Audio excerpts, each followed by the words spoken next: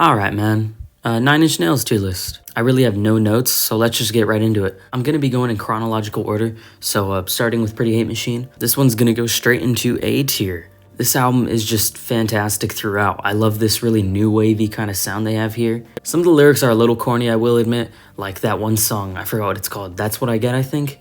The lyrics on that song are just awful, but musically that song is still pretty good. Some might say it's a little dated sounding, but I really like it because of that. And it's just a really fun album too. I'm feeling like a light to decent 9 on this one. This is easily one of their best records. They're just going hit for hit, because next up we have Broken EP, which is gonna go in A tier under Pretty Hate Machine. Every song here just slaps, man. This is when they delve into that industrial kind of metal sound, and it sounds really good on here. Easily one of the most accessible projects, and easily one of their more fun projects too. Super short, super to the point, and just really, really tight, man. This EP is also like a light to decent 9. It's really good, man. Then we got the Downward Spiral.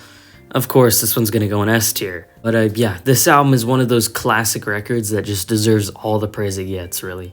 I love how twisty and turny this album is. When it hits, man, oh, it hits so hard. Like the loud tracks on here, like Mr. Self-Destruct, or March of the Pigs, I think. Those songs just hit so hard. You have their biggest song on here, Closer, which is just fantastic. You also have Hurt, which is the closer. I honestly think that song's a little overrated. Honestly, one of the weakest tracks on here. I will say though, I was expecting like this big noisy explosion at the end, and I never got it, and that was kind of disappointing. I still think it's a good song, but you got people out here saying it's the best Nine Inch Nails song when it's not even like top 25. But to draw a comparison, it kind of reminds me of the Glow Part 2, where you'll just get like these really quiet and kind of eerie cuts, and then you'll get this friggin' loud, explosive banger. And it's really, really fun. Yeah, this deserves all the praise it gets, man. This is like a strong 9 to maybe a 10. I had it at a 10 for a second, but I kind of go back and forth. This is easily one of their best. So far, we got a pretty standard tier list going. Kind of predictable, you know? But let's throw a hot take in there with The Fragile. I'm going to throw this one in C tier. Now, let me explain. So this is a double album.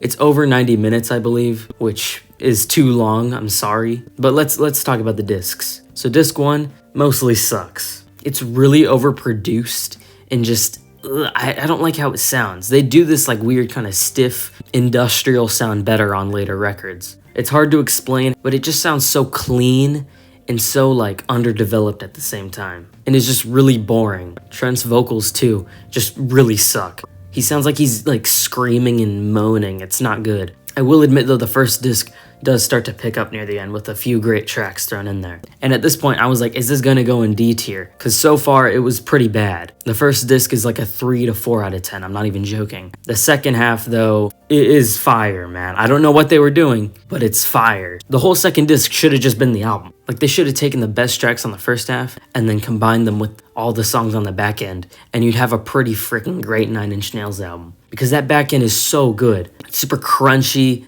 super grimy. The hooks are so good on that back end too. It's super catchy. And it just sounds really, really good.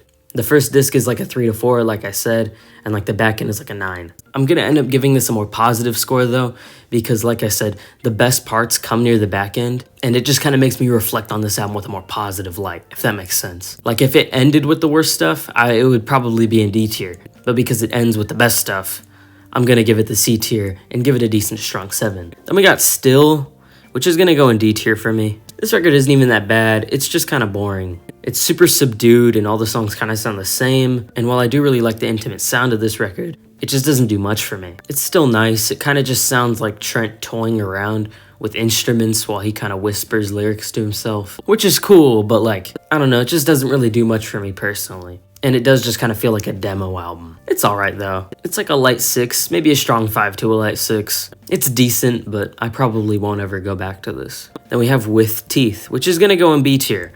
This album kind of feels like The Fragile condensed down into one album. Having those really weak, stale moments that I was talking about on the front end of The Fragile, but then having those fantastic banger moments that are on the second half. Except it's all mixed together here in a kind of cluster. The weak tracks on here don't really tend to go anywhere, and are just whatever, but the best tracks are so good. I can't really describe this sound, but it sounds like in Mr. Self-Destruct, like with the bow, na na na na, bow, na na na, you know what I'm talking about.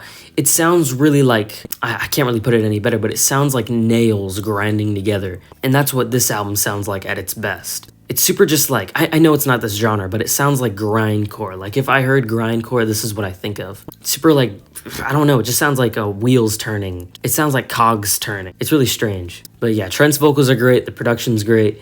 I just think if you cut the worst tracks out of here, made a really condensed album, this would easily be like A tier. As is though it has some fat, and I'm gonna throw it in B. It's like a decent to strong 8. It's a great album, but it could have been better. Then we have Year Zero, which is going to go under with teeth. This album kind of gets a little repetitive. Every song on here kind of follows the same structure. Beat, repeat beat, build on the beat. Like a song will be like do, do, do, do, do, do, and then you'll get more as it goes on. But the still do, do, do is repeating the whole time. And that's how every song is. It'll be a beat, and then they just build on it.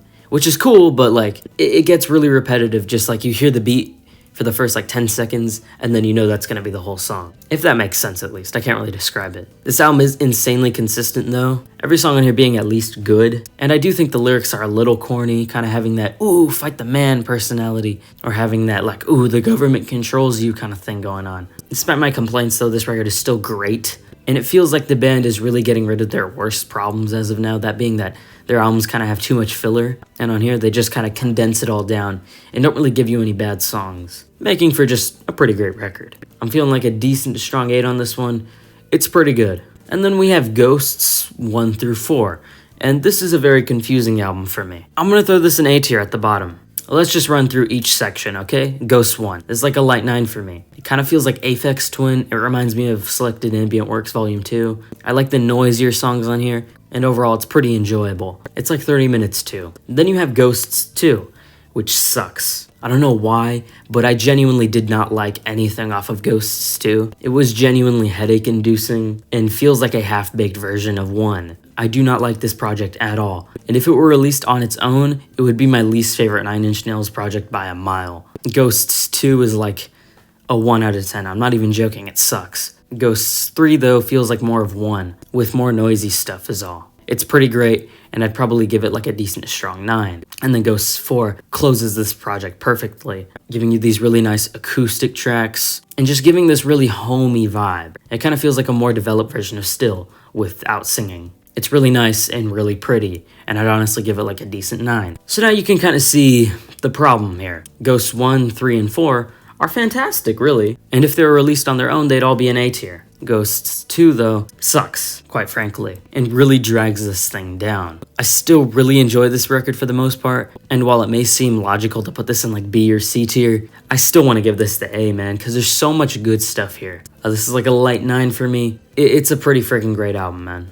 And then we have The Slip, which came out in the same year as Ghosts. This is going to go in C tier under The Fragile. The first half of this record is so good, and it feels like a fusion of With Teeth and Year Zero. It was super fun, production is just great, the hooks are great too, Trent's singing is quality as always, and this was looking to be like a B or A tier material album. And then it gets weird and becomes like ambient music halfway through the album for some reason, and just kills the momentum here. The ambient tracks are okay, but like, why? Why did that have to happen? If you wanted to do anything, you could have taken the first half of this album and released it as an EP. But no, you had to put these freaking random ambient songs at the end that are so out of place and completely kill the energy of the album. I don't get it, man. Why does that exist? I don't get it. This is still a good album, but it could have been way better. It's like a decent 7 for me. This is missed potential right here. Then we have Hesitation Marks, which honestly might be my least favorite Nine Inch Nails album. I'm gonna throw this at the bottom of D tier. This record is insanely inconsistent. You'll get a few bangers, and then a few just duds. The worst tracks on here are just underdeveloped or boring. The best tracks honestly aren't even that great, and are just okay. And it overall just has an insanely forgettable sound too, that I feel like they explore better on the EPs. Yeah, just kind of exists, to be honest with you. It's decent though, it's like a light 5. Then we have Not the Actual Events. I'm gonna throw this one at the bottom of B tier. This is a great EP, man. Every song just slaps on here. The production is great, and while the hooks aren't really there, this just kind of feels like a reincarnation of their old sound. Kind of like Broken Part 2, if that makes sense. It's a great project that honestly just grew off me on re-listen is all. It's a decent 8 though. It's pretty good. Then we have Add Violence EP. This might go above or under Still. It's a solid EP. It's just not too memorable is all. And to be honest with you, I feel like this sound just isn't that interesting. All the songs kind of sound the same, and while it is enjoyable, It just kind of feels like it exists. I'll put Still above it, honestly. This is easily their weakest EP, and definitely one of their weaker projects too. Along with that, I have one big complaint, that being the outro on the closer. Why does it exist? It's so needlessly lengthy. Yeah, this project's like a strong 5. It's solid, but not anything too special for 9 Inch Nails. And then we have Bad Witch, which feels like a combination of Add Violence and not the actual events. This is gonna go at the bottom of C tier. Some of the songs on here are just straight instrumental, and that was kind of annoying. I do think that if Trent brought some great hooks on here, it could have been a pretty great project, but as is, it just feels a little underdeveloped. It's mostly good though, it's just not too memorable, and really just pales in comparison to not the actual events. Like literally I would rather just listen to that project instead of this. It's good though, it's like a light 7. And then we have the last 2 Ghosts album, Ghost 5 and Ghost 6. Now I know that Ghost 6 came out before Ghost 5, but I ordered it Ghost 5 before Ghost 6 because that bothers me and I'm weird. But yeah, Ghost 5, I could throw this between A or B tier.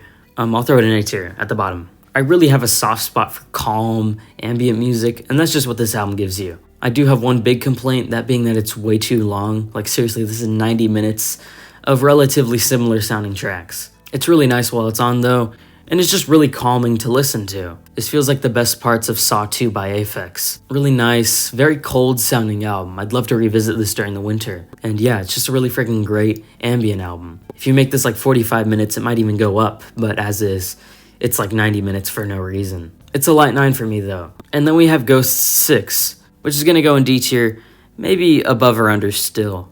I'll put it under. I keep bringing up Saw 2 by Aphex Twin, but this feels like the worst parts of that album. It's still a quality project, but it feels like it's trying too hard to be creepy, with songs that feel like they're trying to be in an existential sci-fi movie or an apocalyptic horror movie. Even the best songs on here aren't that great. This is easily one of the weakest installments in the Ghost series, and is just okay. There are highlights throughout this album, but there are also a lot of lowlights. Especially near the front end. Like the back end definitely starts to pick things up, but that front end is just so like weak, consistently giving you these ooh spooky songs that I just don't really enjoy. This is also like a strong 5 to a light 6 for me. It's cool, it's decent, but it's way too long and doesn't really have that many highlights. And there's my 9 Inch Nails tier list. Some predictable picks, some not as much, but for the most part, I think this is a pretty solid list here. I do really like their ambient albums for the most part, and I honestly think they're really underrated. So, tell me what you think about like Ghosts 1 through 4. No one ever talks about that album. Or, what do you think about Still? Share your rankings in the comments as always. Glad you made it this far in the video, man, and I hope to see you in the next one. Bye.